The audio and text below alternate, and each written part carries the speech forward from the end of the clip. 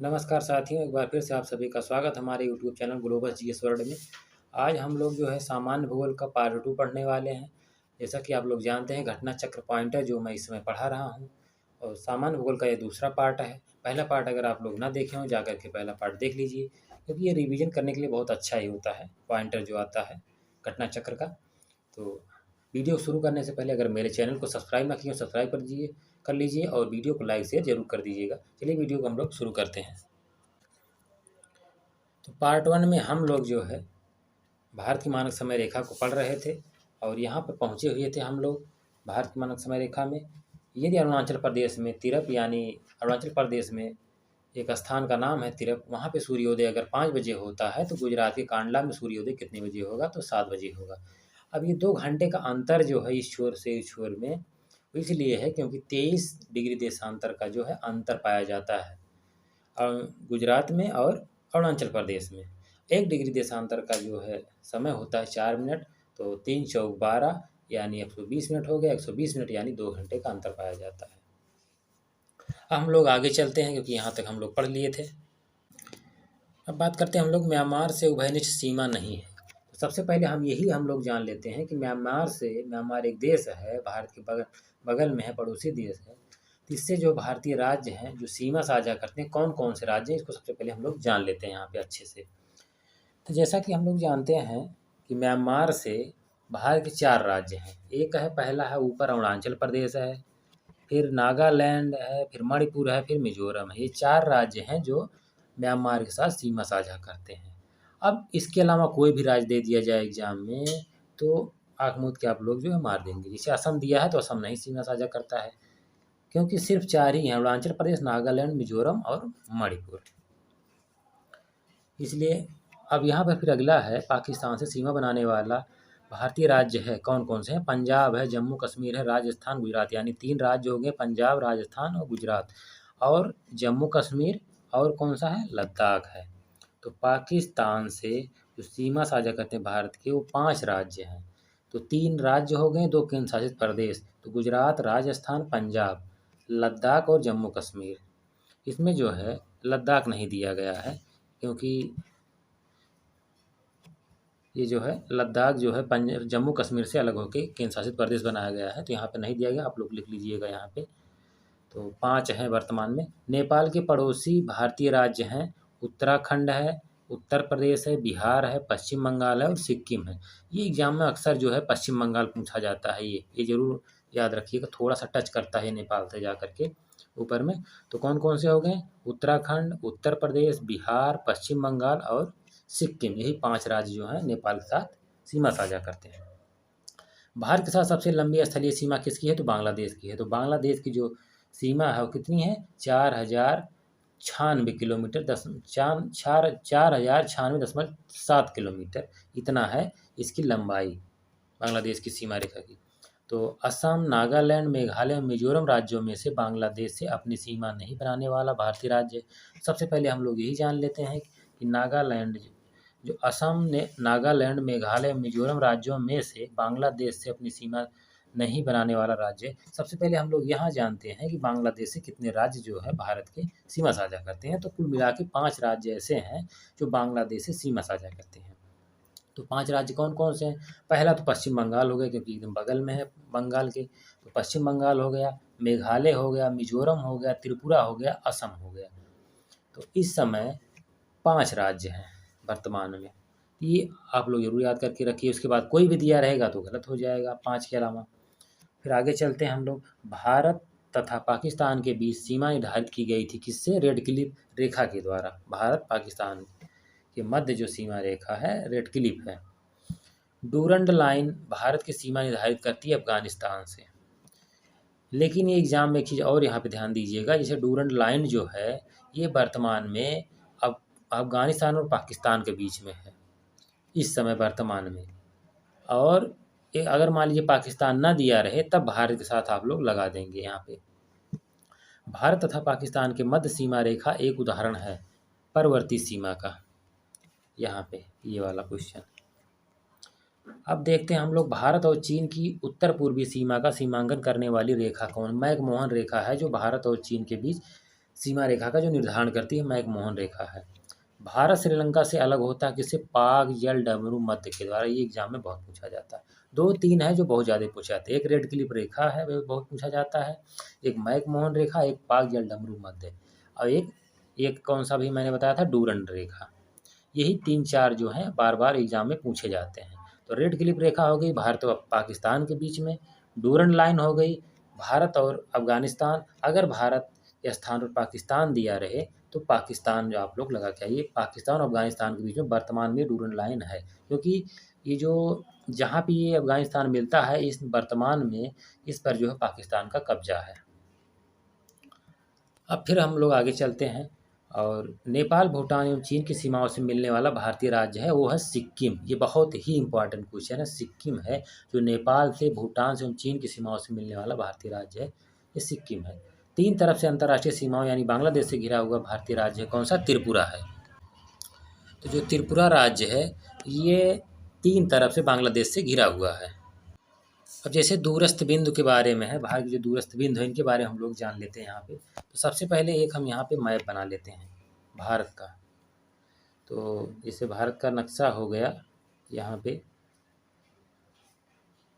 इस तरह से, भारत का एक छोटा सा मैप बना लेते हैं हम लोग समझने के लिए। एक मैप बन गया भारत का। अब जो है इसे यहाँ पे ऊपर एकदम सबसे हम लोग देखते हैं एकदम ऊपर, तो यहाँ पे है इंद्रकाल, यहाँ पे ऊपर एकदम ऊपरी पॉइंट पे। तो ऊपर हो गया इंद्रकाल। नीचे यहाँ पे देखेंगे तो यहाँ पे है कौन सा है? कन्याकुमारी है। अब फिर यहाँ पे देखेंगे बाकी तो मुख्य भूमिका है यहाँ पे अंडमान निकोबार जो है, यहाँ पे अगर देखेंगे एकदम दक्षिणतम, इस तरह से पूछा था कि भारत की दक्षिणतम जो है सीमा का क्या नाम है? तो क्या है? इंदिरा पॉइंट है यहाँ पे। अब फिर यहाँ की पश्चिम में बात करते हैं। पश्चिम में गुजरात में है गौरमोता, यानी गौरा मोता कहीं लिखा रहता है, कहीं गौरमोता, कहीं गौरमोता लिखा रहता है, इस तरह से। अब यहाँ पे जो पूरब में है अरुणाचल प्रदेश में है, यहाँ पे एकदम सटा हुआ, तो यहाँ पे किबुथु है सीमा रेखा। पूर्वोत्तम बिंदु करके पूछा जाता है तो किबुथु है अरुणाचल प्रदेश में। पश्चिमोत्तम बिंदु पूछा जाता है तो गौरमोता गुजरात में है। उत्तरतम बिंदु अगर पूछा जाए तो इंदिराकाल यानी जम्मू कश्मीर में है। और फिर पूछा जाता है जो मेन चीज़ एग्जाम में अधिकतर पूछा जाता है, मुख्य भूमि की दक्षिणतम सीमा कौन सी है? तो कन्याकुमारी 8 डिग्री 4 मिनट, यानी ये जो है कन्याकुमारी मुख्य भूमि की है, ठीक है। और एक और पूछा था दक्षिणतम बिंदु करके जो पूछा था, यहाँ पे अंडमान निकोबार का अगर दिया जाए तो क्या है? इंदिरा पॉइंट है। वो दक्षिणतम बिंदु करके सिर्फ पूछा जाता है एग्जामों में, तो कौन सी है? इंदिरा पॉइंट है, ग्रेट निकोबार द्वीप पर है ये। तो 6 डिग्री 4 मिनट में है वो। इस तरह से हम लोग जो है दूरस्थ बिंदु देख लिए, समझ लिए भारत का। अब फिर यहाँ पे जो क्वेश्चन दिया गया इसको हम लोग देख लेते हैं कि भारत का सुदूरस्थ दक्षिणी बिंदु है कौन सा? अभी मैंने बताया कि इंदिरा पॉइंट है। भारत का दक्षिणतम बिंदु स्थित है कहाँ पे? बड़ा निकोबार यानी ग्रेट निकोबार पे है। और अभी ये भी मैंने बताया था भारत के राज्यों में सबसे पूर्वी और सबसे पश्चिमी राज्य को इंगित करता है। सबसे पूर्व में भी मैंने क्या बताया था? अरुणाचल प्रदेश है। अरुणाचल प्रदेश में वो स्थान का क्या नाम है जो एकदम पूर्वी जो छोर है? तो क्या है? किबुथु है। और फिर एकदम पश्चिमी जो छोर गुजरात में है तो का क्या है? गौरमोता है। यानी भारत का सुदूर पश्चिम का बिंदु है 68 डिग्री 7 मिनट पूरब, गौरमोता गुजरात में। अगर आप लोग जो हम मैप से अभी मैंने जो बताया अगर ये समझ गए होंगे तो अब कभी नहीं भूलेंगे आप लोग। और एक चीज़ मैं पिछले वीडियो में बताया था, यहाँ पे फिर बता दे रहा हूँ। जैसे ये भारत का हम लोग क्या करते हैं, छोटा सा मैप बनाते हैं। अब इसके बाद हम लोग यहाँ पे समझ लेते हैं। फिर तो सबसे पहले बात कर लेते हैं एकदम ऊपर पे। ऊपर क्या है? एकदम उत्तरतम बिंदु पे क्या है? 37 डिग्री 6 मिनट ऊपर है। और एकदम दक्षिण में क्या है? 8 डिग्री 4 मिनट मुख्य भूमि पे है। अगर द्वीपों से ही देखा जाए तो 6 डिग्री 4 मिनट है। फिर पश्चिम में कितना है? 68 डिग्री 7 मिनट। और पश्चिम में जो है वो 97 डिग्री 25 मिनट है। तो जैसे अभी सीमावर्ती देशों के बारे में हम लोग बात किए थे थोड़ा बहुत, तो यहाँ पे डिटेल से जानते हैं हम लोग। तो जैसे सीमावर्ती जो देश हैं, सबसे पहले हम लोग एक भारत का मैप बनाते हैं, इसके बाद हम लोग समझने का प्रयास करते हैं। जैसे एक मैप हो गया यहाँ पे इस तरह से, बहुत अच्छा नहीं बना पाते लेकिन फिर भी समझाने के लिए तो सही है।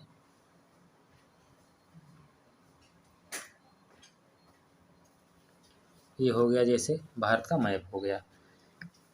तो सबसे पहले बात करते हैं यहाँ से हम लोग, तो यहाँ पे जो है पाकिस्तान हो गया, जैसे इधर पाकिस्तान हो गया, यहाँ से 106 किलोमीटर जो सीमा साझा करती है वो ऊपर क्या हो गया, अफ़गानिस्तान हो गया।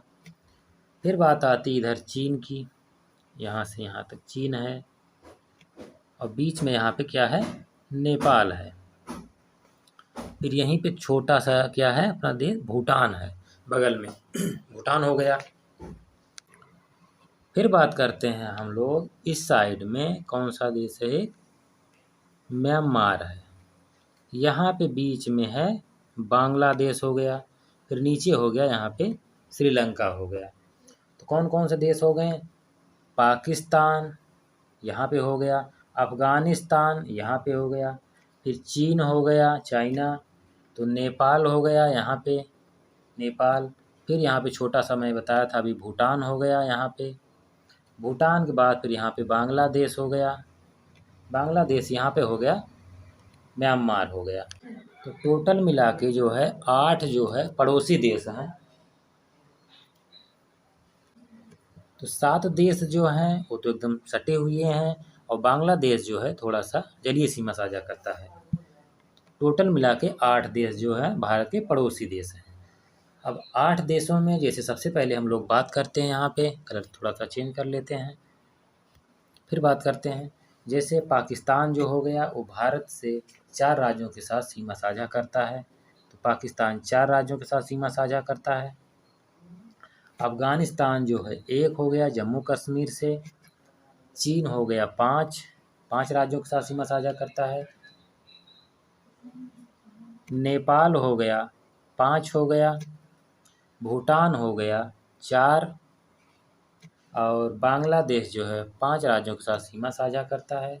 म्यांमार जो हो गया 4 राज्यों के साथ सीमा साझा करता है, और श्रीलंका जो है जलीय सीमा साझा करता है। तो पाक जल डमरू मध्य के द्वारा ये जो है जुड़ा हुआ है भारत से।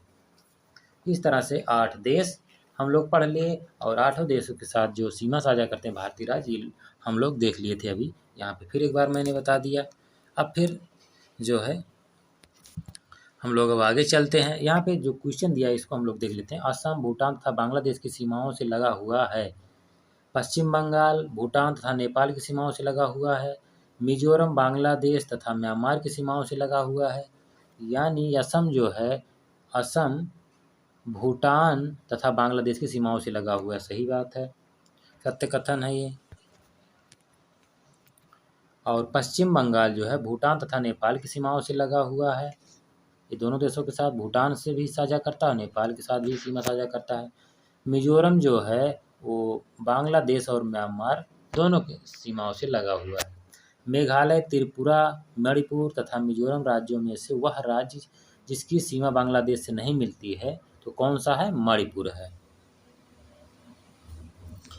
बांग्लादेश की सीमा से लगे भारत के राज्य हैं कौन कौन से हैं, मेघालय है, असम, पश्चिम बंगाल, त्रिपुरा एवं मिजोरम है। सिक्किम, मेघालय, अरुणाचल प्रदेश तथा पश्चिम बंगाल राज्यों में से भूटान के साथ सीमा नहीं मिलती है, मेघालय की। अभी मैंने डिटेल से बताया था, अगर आप लोग ध्यान से उसको देखे होंगे तो आप लोग समझ गए होंगे। वह भारतीय राज्य जिसकी अधिकतम सीमा म्यांमार से स्पर्श करती है, अरुणाचल प्रदेश।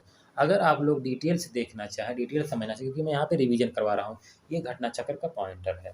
अगर आप लोगों को डिटेल समझना मैप के द्वारा मैं पढ़ाया हुआ हूँ। पिछला वीडियो जाकर के आप लोग देखिए, पीछे जाग्राफी का प्लेलिस्ट में जाइए, जाग्राफी में देखिए, तो मैं एक एक वीडियो में पढ़ाया हुआ हूँ अच्छे से। यहाँ पे सिर्फ मैं रिवीजन करवा रहा हूँ जल्दी से जल्दी। अब अगला टॉपिक जो है भारत के प्राकृतिक प्रदेश हैं। तो भारत के प्राकृतिक प्रदेश को जो है ये 4 भागों में बांटा गया है। तो पहला है भारत प्राकृतिक प्रदेश। भारत जो प्राकृतिक प्रदेश है इसका पहला पार्ट है, यानी भारत जो विभाजित है वो 4 प्राकृतिक प्रदेशों में विभाजित है। तो पहला है भारत के प्राकृतिक प्रदेश। तो भारत से उपबंध पुरा चुंबकीय परिणामों से संकेत मिलते हैं कि भूतकाल में भारतीय स्थलपिंड सरका है किधर, उत्तर की ओर। ये एग्जाम में हजारों बार से भी ज़्यादा पूछा जा चुका है कि जो भारतीय पिंड है वो किधर खिसक रहा है, तो उत्तर की ओर खिसक रहा है आज भी। और भारतीय उपमहाद्वीप मूलतः एक विशाल भूखंड का भाग था जिसे कहते हैं क्या, गोंडवाना लैंड का भाग था। यानी पहले जो है 2 ही लैंड थे, एक था कौन सा, अंगारा लैंड, और एक था गोंडवाना लैंड, और उसके बाद टेथिस सागर था। इतने थे पहले। इसके बाद ये जो है ये भारत जो है, यानी भारत, दक्षिण अमेरिका, अफ्रीका महाद्वीप, ऑस्ट्रेलिया, ये सब किसके पार्ट हैं, गोंडवाना लैंड के पार्ट हैं।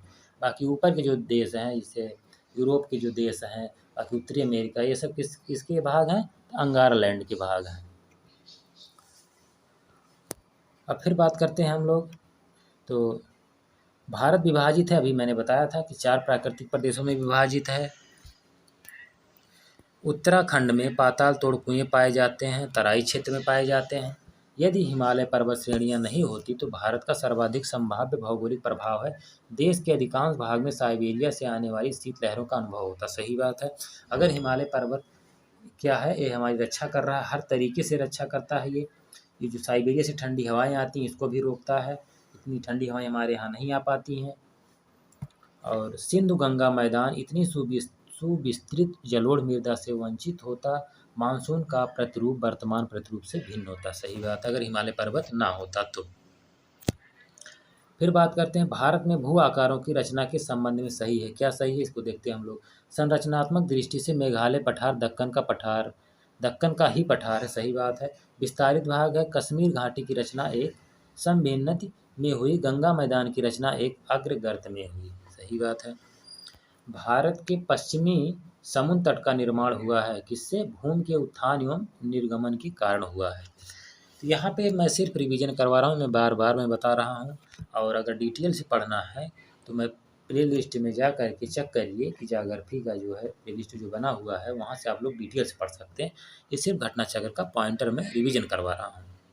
अब यहाँ से कुछ चीज़ें जो क्वेश्चन बनते हैं एग्जाम में वो ये पूछे जाते हैं किस काल के हैं, यानी टाइम पूछा जाता है किस समय के बने हुए हैं। तो दक्कन ट्राइब जो बना हुआ है क्रिटेशियस आदि नूतन काल का बना हुआ है। पश्चिमी घाट जो है उत्तर नूतन का बना है। अरावली का जो निर्माण है प्री कैम्बियन युग का है।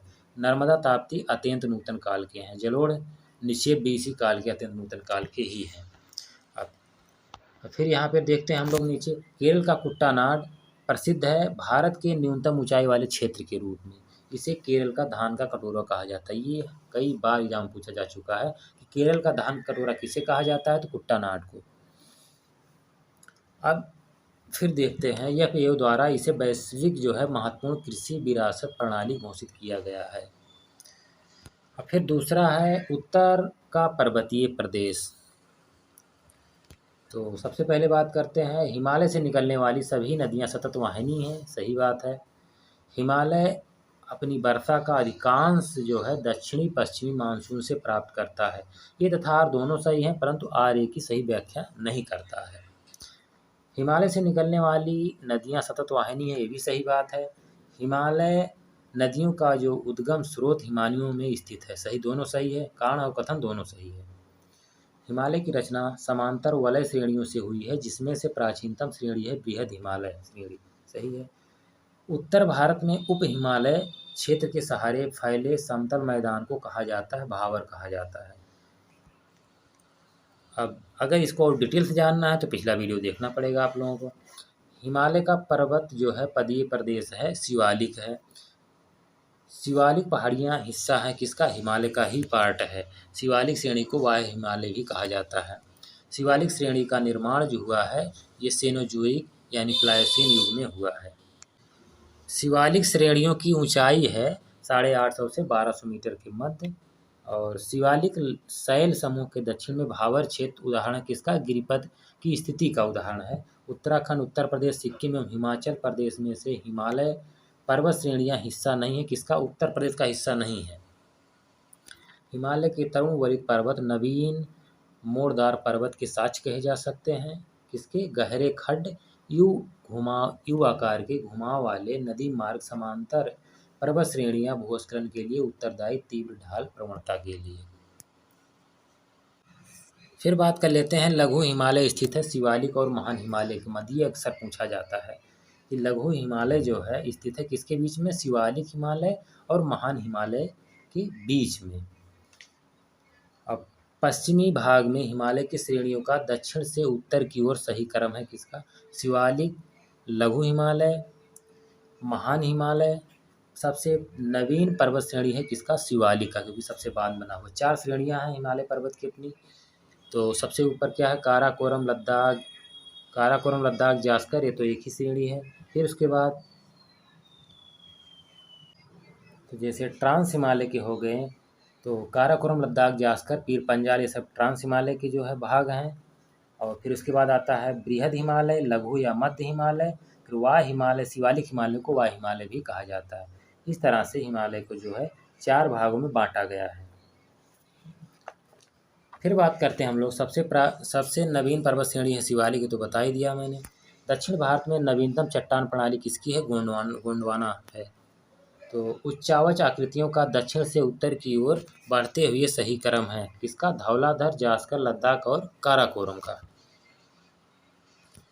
हिमालय में उत्तर दिशा की ओर के क्रम वाली पर्वत श्रेणी है पीर पंजाल पर्वत श्रेणी, जास्कर पर्वत श्रेणी, लद्दाख पर्वत श्रेणी और काराकोरम पर्वत श्रेणी। हिमालय के उत्तर की ओर ये क्रम की पर्वत श्रेणी है, ये याद होना चाहिए। तो सबसे पहले जो बात आती है अगर देखा जाए उत्तर से दक्षिण में, तो काराकोरम, लद्दाख, जास्कर, पीर पंजाल, धौलाधर, इस तरह से इसका उत्तर से दक्षिण में क्रम हो जाता है। हिमालय में पूर्व से पश्चिम की ओर पर्वत शिखरों का सही क्रम है पूर्व से पश्चिम, यानी इस साइड से इस साइड में। तो सबसे पहले कंचनजंगा, फिर एवरेस्ट, अन्नपूर्णा, धौलागिरी। पूर्वी हिमालय की तुलना में ट्री लाइन का ऊंचाई मान पश्चिमी हिमालय में होता है कम होता है, यानी पूर्वी हिमालय की तुलना पूरब में जो है ऊंचाई ज़्यादा है, पश्चिम ऊंचाई कम है। लेकिन एक चीज़ और यहाँ पे देखने वाली बात यह है कि पश्चिम में हिमालय पर्वत चौड़ा है, पूरब में सकरा है। हिमालय की पहाड़ी श्रृंखला में ऊंचाई के साथ साथ इन कारणों से वनस्पति में परिवर्तन आता है, तापमान में गिरावट और वर्षा में बदलाव, मिट्टी का अनुपजाऊ होना। उत्पत्ति की दृष्टि से सबसे नवीनतम पर्वत श्रेणी है कौन सी? पटकाई श्रेणी या हिमालय, इसी को पटकाई श्रेणी कहते हैं, जो यहाँ पे है इस साइड में है। मिजोरम साइड में, इस साइड में मेघालय और मिजोरम साइड में, अरुणाचल प्रदेश साइड में। ये सीधा ये पटकाई जो श्रेणी है ये आकर के अंडमान निकोबार तक जाता है। अब बात करते हैं नागालैंड, त्रिपुरा, मणिपुर एवं मिजोरम राज्यों में से पटकाई पहाड़ियों से संलग्न नहीं है, त्रिपुरा नहीं है। पीर पंजाल श्रेणी पाई जाती है जम्मू एवं कश्मीर में। कश्मीर घाटी स्थित है बृहद हिमालय व पीर पंजाल श्रेणियों के मध्य। अक्साई चिन्ह का भाग है कौन है? लद्दाख पठार है। पश्चिमी हिमालय संसाधन प्रदेश के प्रमुख संसाधन है वन है पश्चिमी हिमालय के। ग्रेट हिमालय की ऊंचाई कितनी है? 8,850 मीटर, और पहले 8,848 था, वर्तमान में 8,850 मीटर के आसपास हो गया। हिमाचल पर्यायवाची है किसका? मध्य हिमालय का। अब बात करते हैं दक्षिण एवं मध्य भारत की पर्वत श्रेणियां एवं पहाड़ियों के बारे में। तो भारत में सबसे प्राचीन पर्वत श्रृंखला कौन सी? अरावली ये भारत की ही नहीं पूरी दुनिया की सबसे प्राचीन श्रृंखला है अरावली, ये अक्सर एग्जाम में पूछा जाता है। तो राजस्थान, हिमाचल प्रदेश, उड़ीसा एवं आंध्र प्रदेश राज्यों में से अरावली श्रेणियां स्थित है, राजस्थान में है। अरावली जो श्रेणी है राजस्थान में है, हिमाचल प्रदेश में, उड़ीसा, आंध्र प्रदेश में है।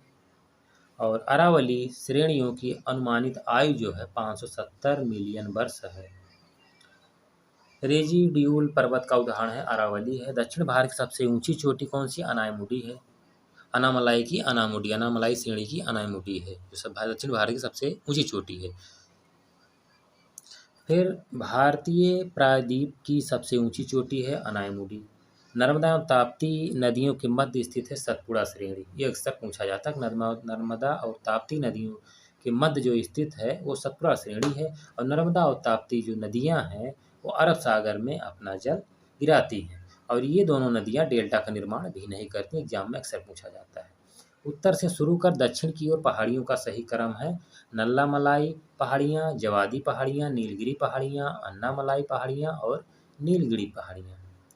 तो एक चीज़ और है, दक्षिण भारत की दूसरी सबसे ऊंची चोटी कौन सी? यहाँ पे हम लोग अगर देखें तो नीलगिरी की दोदा बेट्टा है। नीलगिरी पहाड़ी की दोदा बेट्टा जो है दक्षिण भारत की दूसरी सबसे ऊंची चोटी है। पहली कौन सी है? अन्नामलाई की अनाईमुडी चोटी है। पूर्वी घाट और पश्चिमी घाट मिलते हैं कहाँ पे? नीलगिरी पहाड़ियों में। ठीक है, इस तरह से जैसे ये दक्षिण भारत का हो गया, तो यहाँ पे जैसे आ करके यहाँ पे दोनों पहाड़ियाँ मिलती हैं नीलगिरी पहाड़ियों पे। फिर कर्नाटक, केरल एवं तमिलनाडु राज्यों के मिलन स्थल पर स्थित है नीलगिरी पहाड़ी।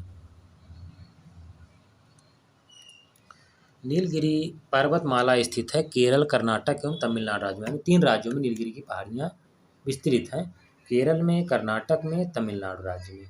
भारतीय समुद्र शास्त्रियों ने अरब सागर के तल में मुंबई से पश्चिम दक्षिण पश्चिम में लगभग 455 किलोमीटर दूर एक नए 1505 मीटर ऊंचे पर्वत की खोज की है। इस पर्वत का नाम जो रखा गया है और रमन सागर पर्वत नाम रखा गया है। अरावली, सतपुड़ा, अजंता और सह्याद्री पर्वत श्रेणियों में से वह जो केवल एक ही राज्य में विस्तृत है, अजंता पर्वत श्रेणी यानी महाराष्ट्र में। अजंता पर्वत श्रेणी ऐसे एग्जाम में पूछा था, अजंता पर्वत श्रेणी कहाँ पे है? महाराष्ट्र में है। महाराष्ट्र, कर्नाटक एवं गोवा में पश्चिमी घाट कहलाते हैं सह्याद्री के नाम से। पहाड़ियों का दक्षिण से उत्तर की ओर बढ़ते हुए सही क्रम क्या है? तो है जो सही क्रम है वो सप्तमाला पहाड़ी है, पीर पंजाल श्रेणी है, नागा पहाड़ी है, कैमूर पहाड़ी है। ये क्रम जरूर याद करके रखिएगा। कार्डमम पहाड़ियाँ जिन राज्यों की सीमाओं पर स्थित हैं वह हैं केरल एवं तमिलनाडु पे। सेवराय पहाड़ियाँ अवस्थित हैं कहाँ पे? तमिलनाडु में है। बालाघाट श्रेणी, हरिश्चंद्र श्रेणी, मांडो पहाड़ियाँ तथा सतमाला पहाड़ियों में से महाराष्ट्र में स्थित नहीं है। कौन सी? मांडो पहाड़ी नहीं है। अब यहाँ पे देखते हैं सही सुमेलन, जैसे पहाड़ी हो गई और क्षेत्र हो गया। तो महादेव पहाड़ियाँ जो है मध्य भारत में है, स्मिकिर पहाड़ियाँ पूर्वोत्तर भारत में है। महादेव पहाड़ियों का भाग है सतपुड़ा पर्वत श्रेणी। महादेव पहाड़ी का जो भाग है सतपुड़ा पर्वत श्रेणी का भाग है। धूपगढ़ चोटी अक्सर पूछा जाता है, सतपुड़ा रेंज में है। सतपुड़ा की सबसे ऊंची चोटी धूपगढ़ चोटी है। रामगिरी की पहाड़ियाँ को भाग है पूर्वी घाट महेंद्र पर्वत का। रामगिरी की जो पहाड़ी है किसका भाग है? पूर्वी घाट महेंद्र पर्वत का भाग है ये। फिर बात करते हैं पर्वत चोटियाँ। चौथा जो पार्ट है पर्वत चोटियों के बारे में हम लोग जानते हैं। माउंट एवरेस्ट की स्थिति है नेपाल में। सबसे ऊंचा पर्वत शिखर है माउंट एवरेस्ट। प्रथम भारतीय नारी जो एवरेस्ट शिखर पर चढ़ने में सफल हुई थी कौन है? बछेंद्री पाल है। ये आज भी एग्जामों में बहुत पूछा जाता है। माउंट एवरेस्ट शिखर पर चढ़ने वाली पहली भारतीय महिला थी जुंको ताबेई। 2 बार माउंट एवरेस्ट पर विजय प्राप्त करने वाली महिला पर्वतारोही हैं कौन? संतोष यादव हैं, जो 2 बार मतलब चढ़ चुकी हैं इस माउंट एवरेस्ट पर। फिर बात आती है एवरेस्ट पर चढ़ने वाली द्वितीय भारतीय महिला कौन है? संतोष यादव यही है। भारत की सर्वोच्च पर्वत चोटी कौन सी है? तो केटू गाडविन ऑस्टिन है। हिमालय की ऊंची चोटी कंचनजंगा स्थित है नेपाल एवं सिक्किम में। यहाँ पर एक चीज़ जरूर आप लोग जान लीजिए, ये जो केटू गाडविन ऑस्टिन भारत की सर्वोच्च ऊंची चोटी है, ये वर्तमान में भारत में स्थित नहीं है, क्योंकि अगर सही रूप से देखा जाए एग्जाम में जो पूछा था भारत की ऊंची चोटी, भारत में जो स्थित है सबसे ऊंची चोटी कौन सी है? यही कंचनजंगा ही है।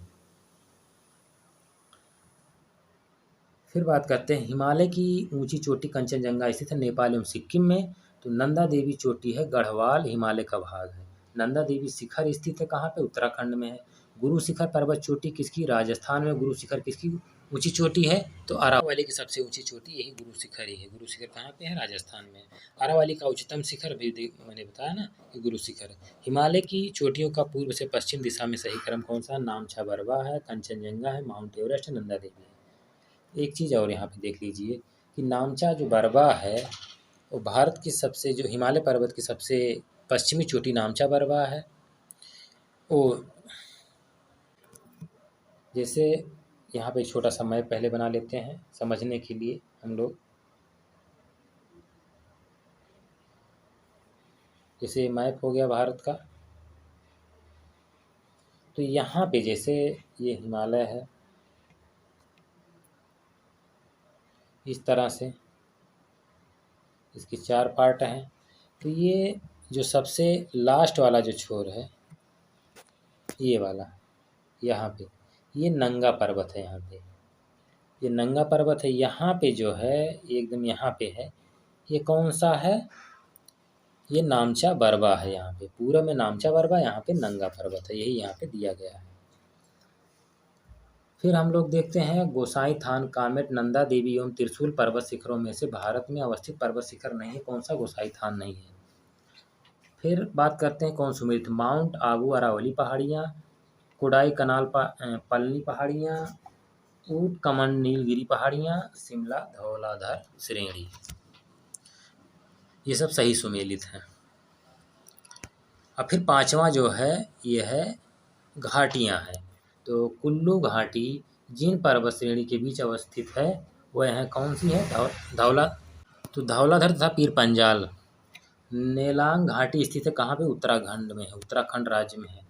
अब फिर यहाँ पे देखते हैं जो सही सुमेलित हैं, वो घाटी एक तरफ राज्य है। तो मरखा घाटी पूछा जाता कहाँ पे है, जम्मू कश्मीर में है।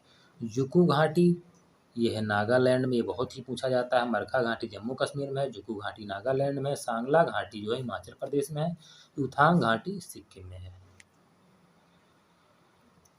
अब यहाँ पे कुछ क्वेश्चन जो दिया गया है वो सही कथन ये है कि मौन घाटी जो है, साइलेंट वैली इसको बोलते हैं, राष्ट्रीय वन के निकट पत्थर डाब जल विद्युत परियोजना बनाने का प्रस्ताव है। कुंती नदी मौन घाटी साइलेंट वैली के वर्षा प्रचुर वनों से उद्भूत होती है। साइलेंट वैली कहाँ पे है, यानी शांत घाटी कहाँ पे है, तो केरल में है। फिर भारत के अतिरिक्त प्रायद्वीपीय जो पर्वत निर्मित हुए हैं वो पैलियोजोइक महाकल्प में ये पूछा जाता है। छोटा नागपुर पठार का सर्वाधिक घना बसा जिला धनबाद है, कहाँ पे है, खनन उद्योग का विकास तथा औद्योगिकीकरण के कारण है। छोटा नागपुर पठार है एक अग्र गंभीर है। और फिर नीचे देखते हैं हम लोग,